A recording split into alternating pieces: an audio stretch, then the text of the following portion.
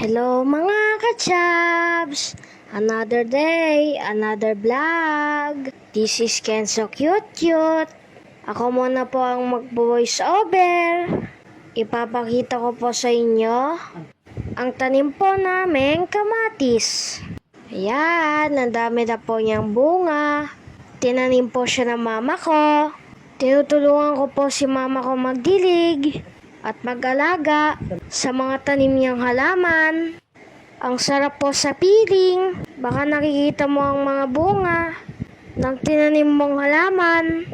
Nalilibang nga po ako, baka nagdidilig ako. Sa susunod po, pakikita ko kung hinog na yung kamatis. Salamat po sa panonood.